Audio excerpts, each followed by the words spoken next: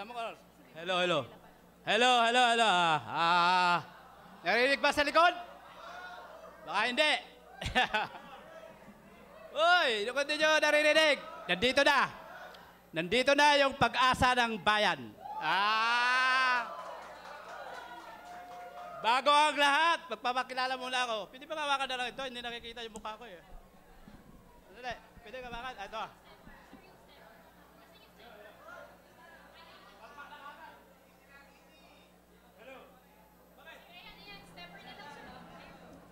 Eso kasi gamitin natin, sir. Kasi hindi ako makita eh. Hello, hello, hello. Come on. Hi. Hello. Hello. Hi. Okay, come on. Bago ang lahat, magpapakilala muna ako. Ako si Rodrigo Hernandez Lapitan. Pinanganak sa Sison, Pangasinan.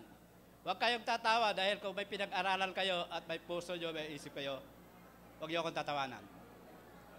Ang nakapag-aral, may puso, may damdamin, may isip, hindi mo pinagtatawanan yung kapwa mo. Okay? Yon. 34 years in government service. Biski hindi ka politiko, makasama, alam mo kung anong nangyayari sa bansa mo. Miski hindi ka nakatapos, miski hindi ka matalino na napakatalino, bartap doctor ka, attorney ka, miski professional ka, kung magnanakaw ka, walang kwenta yan. Wala kang honor. Ang mahirap sa atin, yung mga magnanakaw, ginagawa natin honorable. Dapat corrupt official ang tawag natin sa bayan.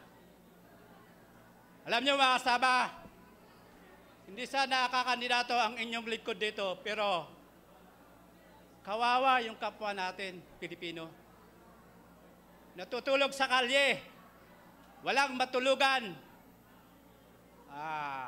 Walang matulugan, walang ilaw, walang tubig, walang CR. Nasaan ang puso ng mga namumuno sa atin? Daang matuwid ba ito?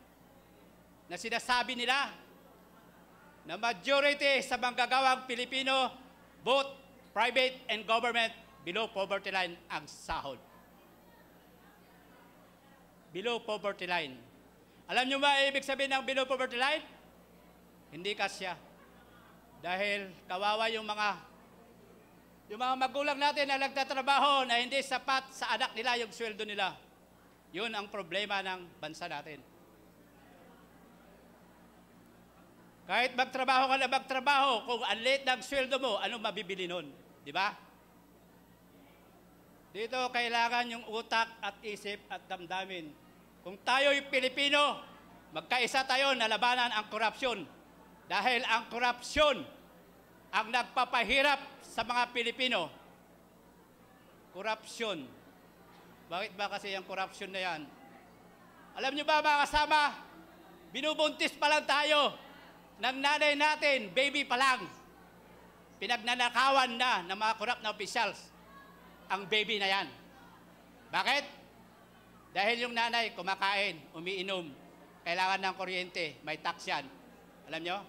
Yung tax na binabayad ng nanay na pupunta sa korupsyon. Sino man ang pinakamatalinong Pilipino dito? Iharap nyo sa akin. Para sabi ko lalo na kung politiko, kung nangurakot siya o hindi. Dahil kung malinis kang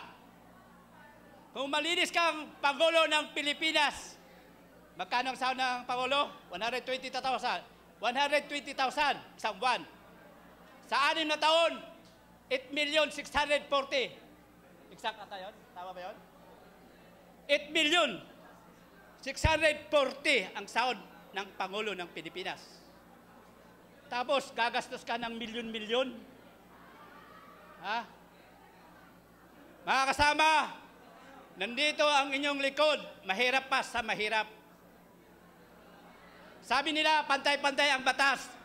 Mahirap ka man, mayaman ka man, hindi ka nakapag-aral, pantay-pantay ba ang batas sa ganitong paraan?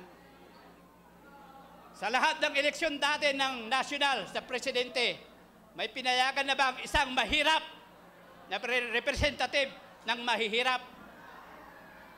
Kawawa ang mahihirap nating mga kababayan, mga kasama.